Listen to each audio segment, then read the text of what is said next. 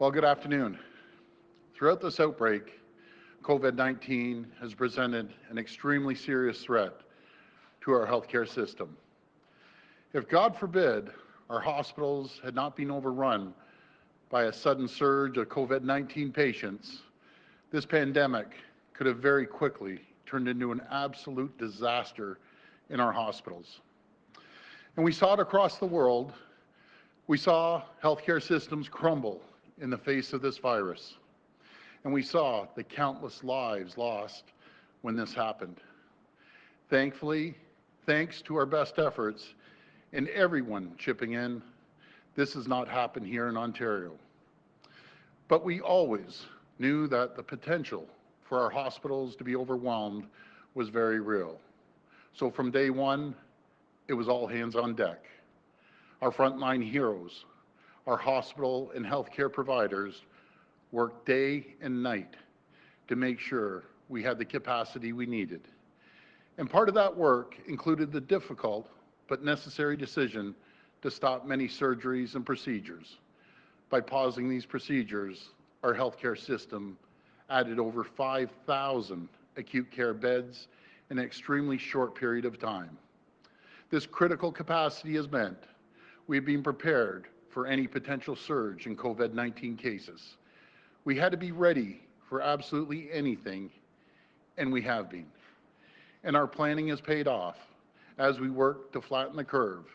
As we see the trends improving, we're now looking at starting non-COVID related care again. We've been working with the Chief Medical Officer of Health and our healthcare partners to chart a clear path forward for our hospitals to fully reopen once again. We have developed a framework to restart scheduled surgeries and procedures safely, starting with the most urgent surgeries like cancer and cardiac procedures. And we are giving every hospital the ability to plan around their own unique situation. But I also know that many people are counting on these procedures to resume. Because to someone waiting for a surgery, nothing is more important. This has weighed heavily on all of us.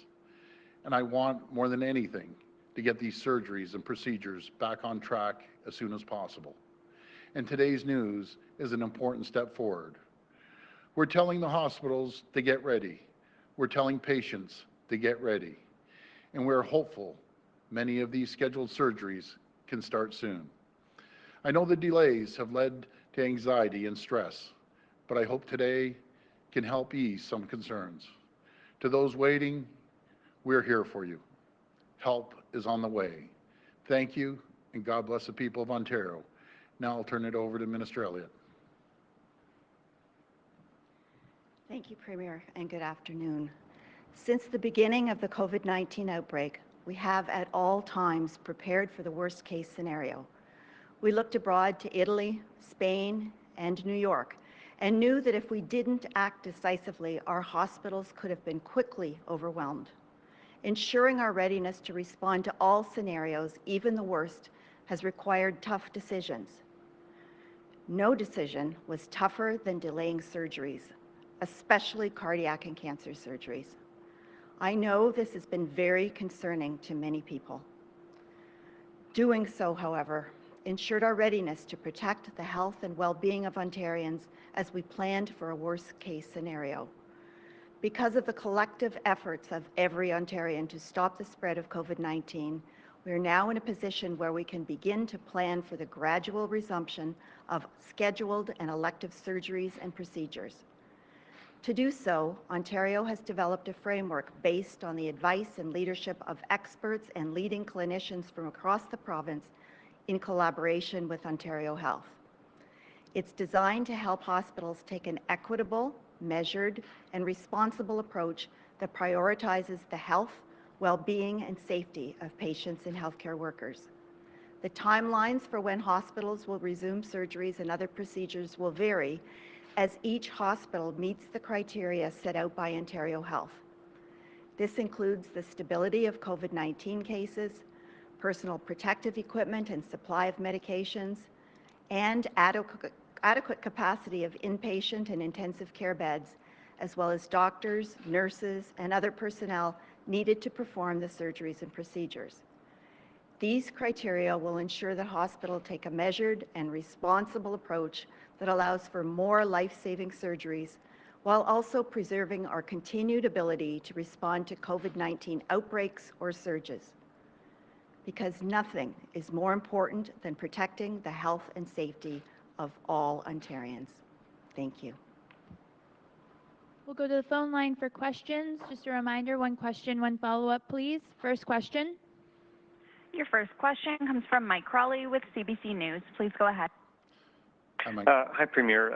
CBC is reporting today about how the inspections of a long-term care facility last month were done by phone instead of the provincial government inspectors actually physically going into the building. And this was after there were a lot of complaints about a lack of infection control. I'm sure you wouldn't want, a plumber doing an inspection over the phone. Can you explain why that in the middle of a pandemic, an inspection of a long-term care facility would have been done over the phone? What's the justification for that? And what do you say to the people, whose family members are in that place where 21 people have died? Mike, I'll pass this over to the minister. Well, this was done because of the significant concern about anyone coming in from the outside in order to minimize the possibility of transmission of the COVID-19 virus. So it applied to everyone, it applied to family, it applied to visitors, it applied to staff, it applied to everyone. So this is something that we had to do in order to protect the very vulnerable population living in these homes. Not something that we wanted to do, but we had to do it for the protection of those people there. Follow up?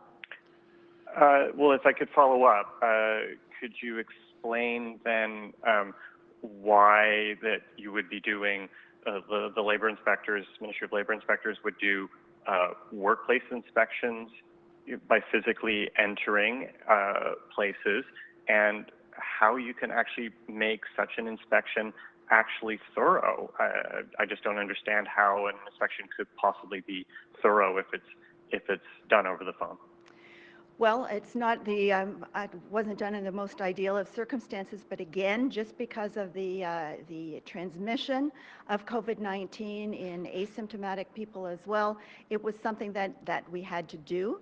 But we have, we're working now with hospitals that are coming in, with the armed forces that are coming in, that are working to, first of all, stabilize the workforce to make sure that people are going to be able to come in there, that it is going to be a safe workplace, that the cleaning procedures are being done that needed to be done in order to make it a safe workplace for hospital staff, as well as for the existing staff. So we've taken a number of steps, and we have people in there that are doing that work that needs to be done, and making sure that the very vulnerable residents are protected, and if they need to be taken to hospital, of course they will be taken to hospital. If they need to be isolated, they will be isolated. So we are taking every step possible to protect this very vulnerable group of people. Next question. Your next question comes from Douglas Boyd with Rogers TV. Please go ahead. Good afternoon, Premier. Hi, Douglas. Hi. You got a good name. Thank you. You too.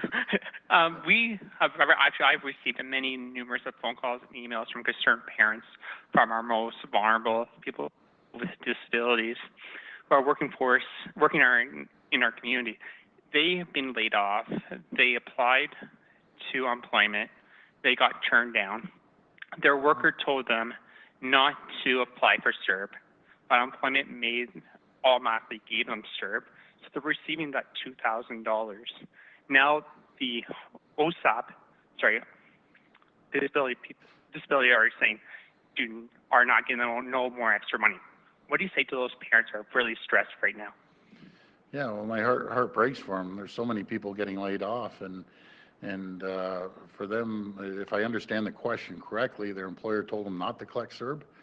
I don't know what right the employer has to say that to them, but I'm sorry.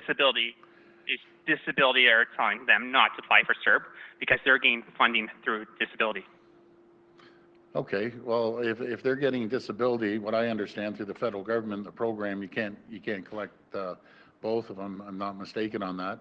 And you know something, it's tough right now on every single person out there. Every single person that's being laid off, and the people that are collecting CERB or on disability. It's tough on these people, and my heart breaks for them. And we just have to stick together and try to get through this this crisis that we're facing as a province. It's very difficult for every single person out there. But if you want, Douglas, I'll look into this further, find out what's going on there. If I can do a follow-up, I know for a fact that I've been told that these people are getting both. They are scared that they will be cut off from disability because they're getting this extra $2,000. And now they're saying it's not fair to them because they have to pay back that $2,000 and they're losing their funding, and they're afraid they'll be cut off from disability because of this. Okay, Douglas, I'm going to look into it, and I'll be able to call you back, or one of our team members will definitely call you back after that. After the press conference. Your next question comes from Haley Cooper with News Talk 1010. Please go ahead. Hi there. My first question is for Minister Elliott, if you don't mind. Yep. So the number of elective surgeries becoming urgent and therefore dire enough to require immediate surgery has been increasing over the past 6 weeks or so. So knowing that and seeing that number increase, why wasn't this framework drafted earlier so that the regional steering committees and hospital oversight committees could begin mobilizing, could begin consulting, so that when the time came, they could hit the ground running? Well, this has been under consideration for some time. We have pulled together a group of people at the command table to deal with this, but frankly, we weren't ready to get to this point to announce it until now. We're starting to see the number of cases go down. We're starting to see the curve flatten, and it wasn't until now that we're able to even consider opening up for more of these scheduled procedures.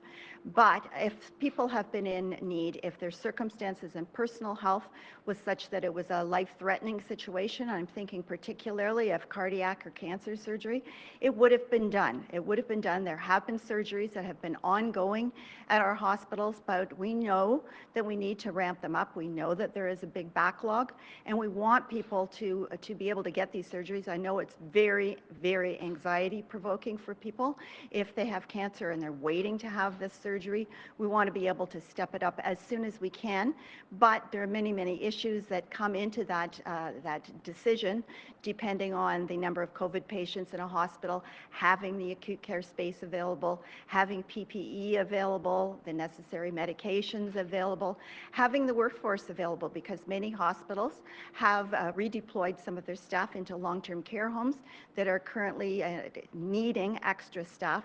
So there are many variables that have to come into it. So I think it's a question of considering all of those variables which have been put together over a period of time by this group at the command table, and making sure that each hospital now has a framework within which to make decisions which they can then bring forward to the regional table to determine whether they're ready to proceed with these scheduled surgeries. So it's not a simple solution. It required a lot of thought, a lot of consideration to take into account all the variables that we needed to consider for this. Thank you. And my next question is for Premier Ford. Yes. Anyway. Follow-up? Premier, on Tuesday, after your comments about testing, Dr. David Williams acknowledged that over the weekend, there were a number of regions ready to start testing long-term care homes, but unfortunately, an inadequate number of test supplies were sent, and in other cases, the wrong swabs were sent. So I just wondered, what sort of conversations have you had since then to tighten up that ship and make sure that scenario does not continue to play out? Well, what I understand, when we're looking at the swabs, we have enough swabs right now. I know one shipment came in, I believe, from the federal government that had to be disinfected, and they weren't up to the quality standards. But everyone should have the swabs. And what I was getting at on Tuesday is we have to we have to work together, all of us, and everyone has to be rowing in the same direction. And some weren't performing the numbers that others were, and we just need to pick up the testing. That's really what it comes down to. But I don't want to point out any one individual. The system has to keep going, and as I mentioned before, the people want us to continue pushing the system to make sure everyone's held accountable. I'm the number one person that's being held accountable, and we have to make sure the whole team continues pushing to get these tests done. The only way we can get a handle on this is to have a very strong testing program, along with the contact tracing as well. You look around the world, that's how countries have been able to get through this hurdle, by a lot of testing, and we're going to continue testing and ramping up the numbers and do the contact tracing as well. Next question. Your next question comes from Allison Jones with the Canadian Press. Please go ahead. Hi, Premier. Hi, first of all, just hoping I could get your reaction on a non-COVID story. What is your reaction to Sidewalk Labs pulling out of the Toronto project? Yeah, that's a good question, Allison. I was informed yesterday. I just want to, first of all, before I start off with this, I want to thank the board over at Toronto Waterfront, or Waterfront Toronto, I should say, and specifically Steve Diamond. He's the chair. Probably one of the brightest folks I know when it comes to development and making sure that we get a fair deal for the taxpayers. And it's unfortunate that they've decided to pull out, but I have all the confidence in the world in our development people in Ontario. I look at it now, there's an opportunity for other people to do something spectacular on the Toronto waterfront, and we look forward to sitting down with the mayor and getting his thoughts, and along with the board over at Waterfront Toronto. I think they've done a spectacular job on the waterfront on this file specifically, but it's unfortunate the company Sidewalk had to pull out. But there's endless opportunities for other people to come in there and do something again spectacular for the waterfront of Toronto. Thank you, Premier. And for Minister Elliott, you've talked a lot about wanting to prioritize cancer and cardiac surgeries when these surgeries resume, but the framework doesn't exactly say that. And in fact, part of the framework says that a hospital could even start with something simple like outpatient procedures. So are you guaranteeing that these cardiac and cancer surgeries are going to be sort of front of the line? Well, we're trying to take a measured and equitable approach to it, but you're right, there may be some hospitals that decide to proceed with other procedures, whether it's for cataract surgery or whether it's hips, knees, joint replacements, some orthopedic issues. It will depend on what the hospital is able to do. Some of them do have specialties, so that we want to make sure that we can proceed on all fronts in a very measured and equitable way, based on the condition of the patient, of course, and the degree of need. But it's going to be up to each hospital to figure out how they can proceed, what's the best way for them to proceed, what they're going to concentrate on, and that will be coordinated through their regional tables. Some areas may take a regional approach to surgeries, and there may be surgeons who may be redeployed to other hospitals to conduct surgeries. That's all going to depend on the individual hospitals in discussion with their regional groups. But we know that there are many scheduled surgeries that have been postponed, and we want to proceed with all of them in a very measured and careful way. Next question.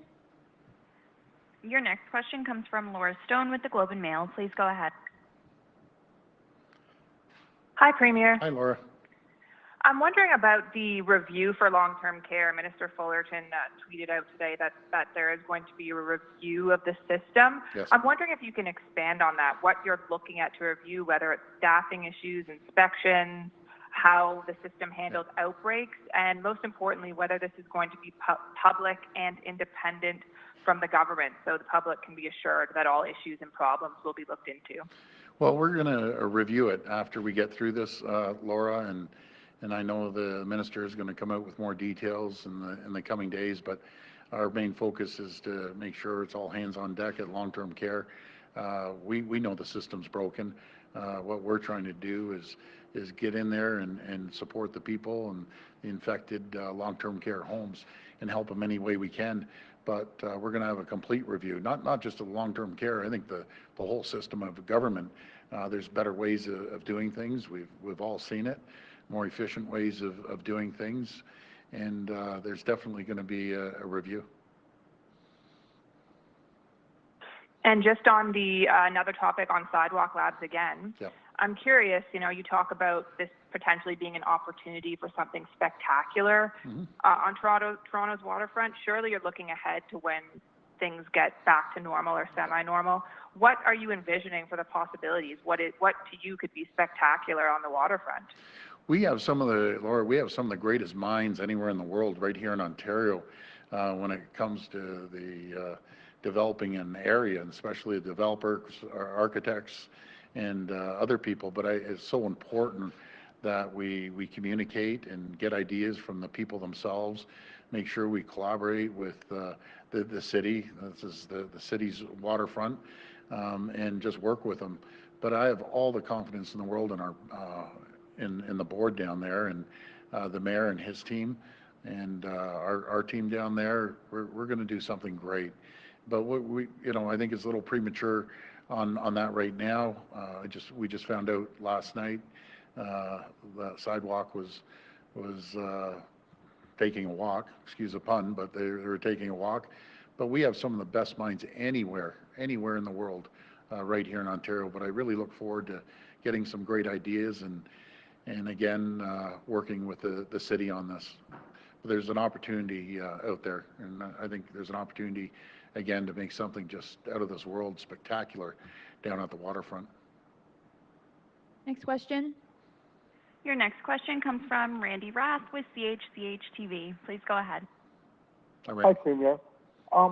There seems to be confusion over the whole cottage issue. You're saying that people you can't stop people from going to their cottages, but they should keep safe practices while they're there and isolate themselves, that sort of thing.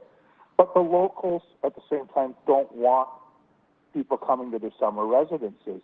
In Norfolk, we had the mayor on our show this morning, and she said that their health unit has issued an order, and any summer resident that comes to their cottage will be fined, and that she supports that. What should people do in that instance? Well, Randy, I was on the phone yesterday. We had that conference call for about an hour and a half. I had all our ministers on there. We had a really wholesome discussion with the mayors, and I fully understand what they're facing day in and day out. And I told them I'd make sure that we got the message out on May the 24th, or the Victoria Day. I think it's on the 18th actually.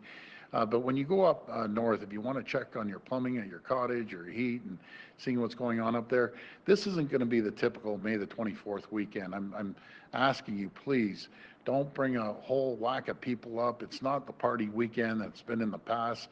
Go up there, check things out, try to bring your own supplies up there.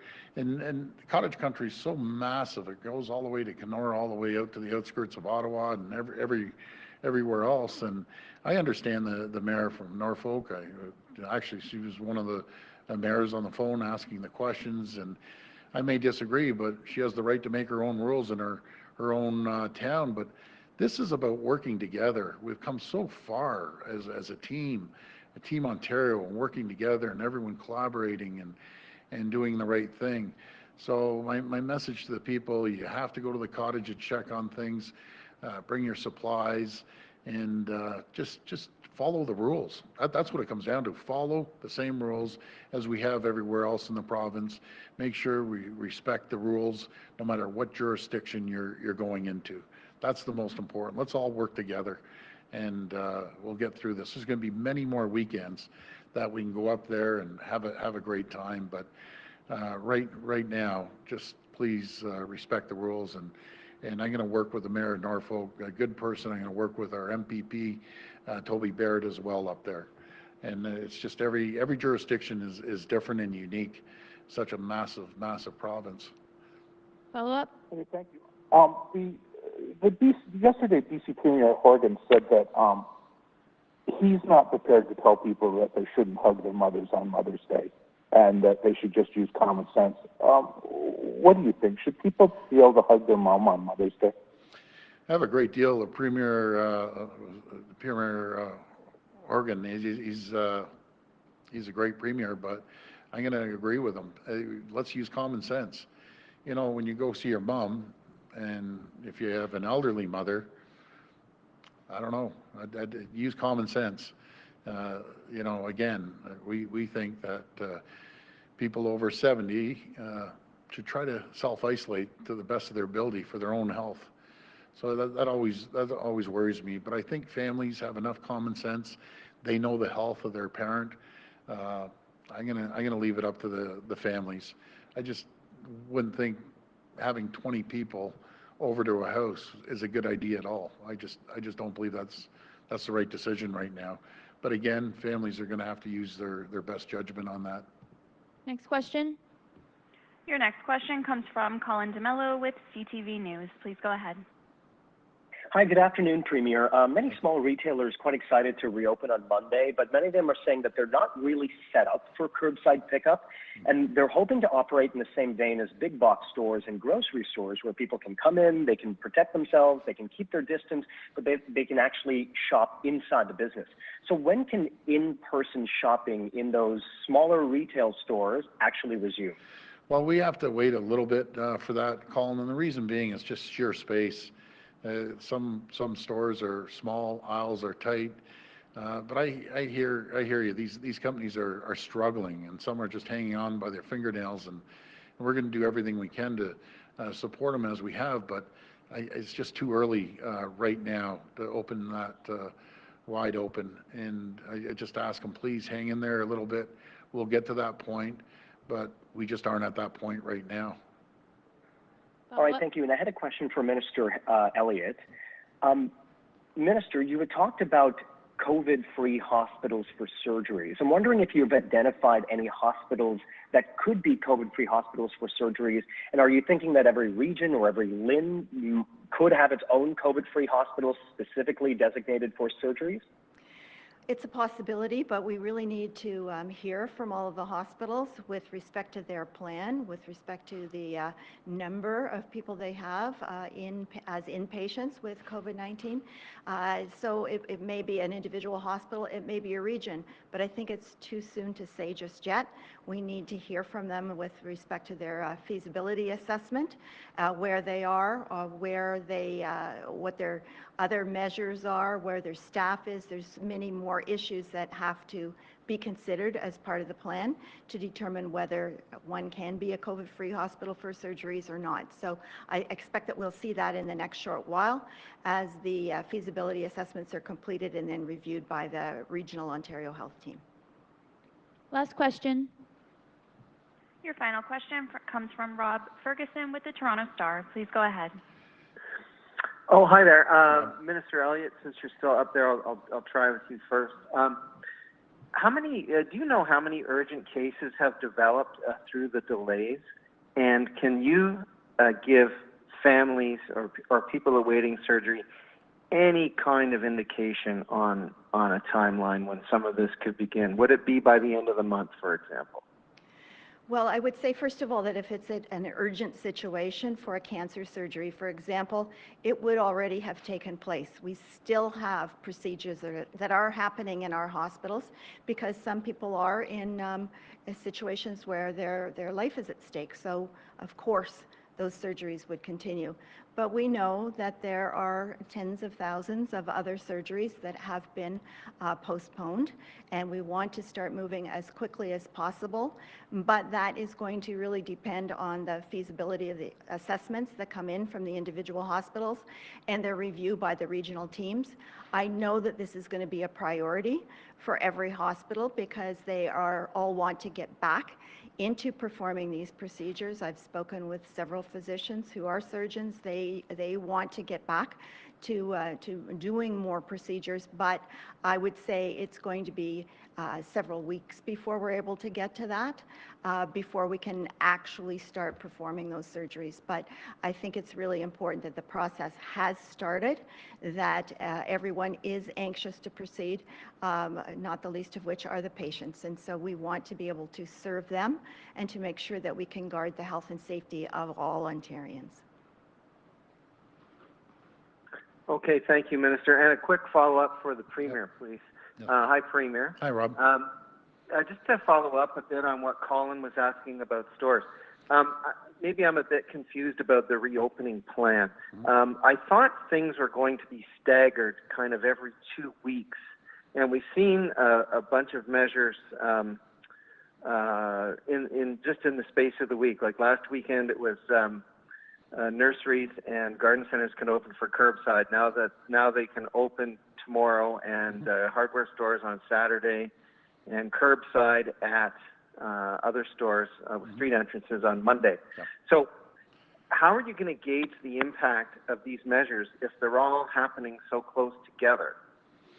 Well, again, we always go to our health table and get the best advice from the chief medical officer.